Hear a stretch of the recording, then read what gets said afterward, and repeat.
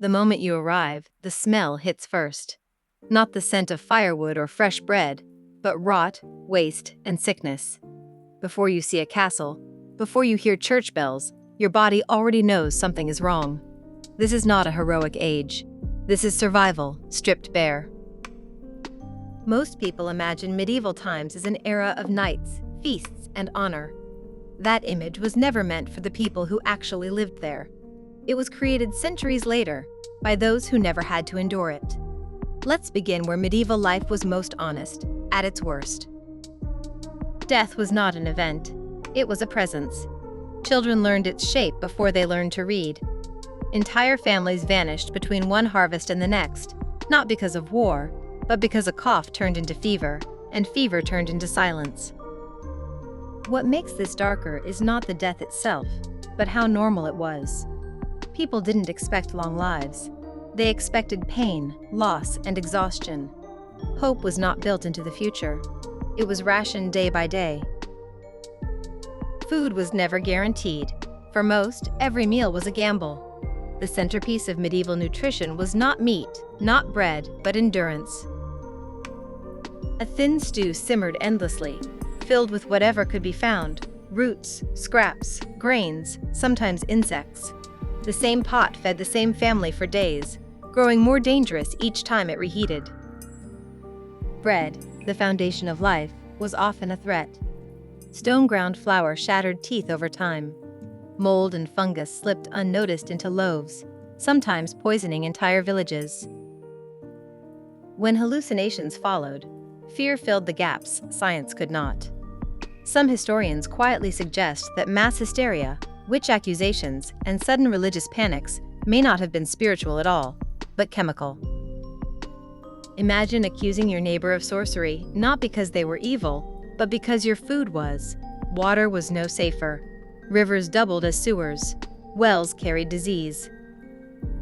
So people drank alcohol, daily, constantly, children included, not for pleasure, for survival. By the time most medieval people reached adulthood, their bodies were already breaking.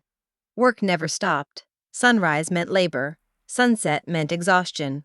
Rest was a luxury reserved for the dead. Fields were plowed with crude tools. Harvests demanded 16-hour days. A single injury could end a life, not from the wound, but from infection. Trades offered no refuge. Leather workers handled rotting hides soaked in urine. Blacksmiths inhaled poison daily. Children were apprenticed before they understood choice. There was no concept of childhood as safety, only usefulness. And when the body failed, medicine offered no mercy. Illness was explained by imbalance, by unseen forces, by fate. Treatments removed blood from already weak bodies. Parasites were applied as cures. Toxic metals were prescribed as solutions. The line between healing and killing was thin and often crossed. Yet even suffering followed rules. Rules enforced by fear. Justice was not blind. It was violent, theatrical, and unpredictable. Punishment was public by design. Pain was meant to teach others what obedience looked like. Trials did not seek truth. They sought confession. If you survived fire, water, or torture, you were innocent. If you didn't, you were guilty. Nobles escaped consequences. Peasants absorbed them. Law was less about order and more about control. War only amplified this cruelty. Battles were not glorious charges. They were chaos, mud, and screams. Most soldiers were not knights, but farmers handed weapons they barely understood. Many never reached the battlefield. Disease killed first. Those who survived combat often died days later, when wounds rotted unseen. But war punished civilians most. Armies ate everything, burned what remained, left famine behind them like a shadow. Sieges dragged on for years. Hunger forced people to consume the unthinkable. History records it carefully, but never comfortably. Cities offered no escape. Streets were open drains. Waste fell from windows. The air itself was dangerous. Bathing was rare. Clothes were never truly clean. Parasites were companions, not exceptions. Privacy did not exist. Families lived, slept, and died in shared spaces. Grief had no room to be private. Religion filled the silence, but also deepened fear. Faith explained suffering, but also justified it. Misfortune became punishment. Difference became danger. Belief offered comfort, but demanded obedience.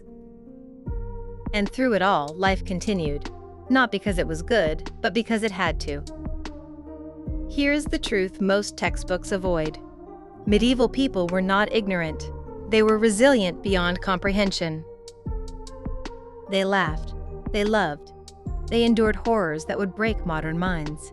And that may be the darkest truth of all. Not that medieval life was brutal, but that humanity survived it anyway. So ask yourself this: if comfort disappeared tomorrow, if certainty vanished, if survival became the only goal, would we last even a single day in their world?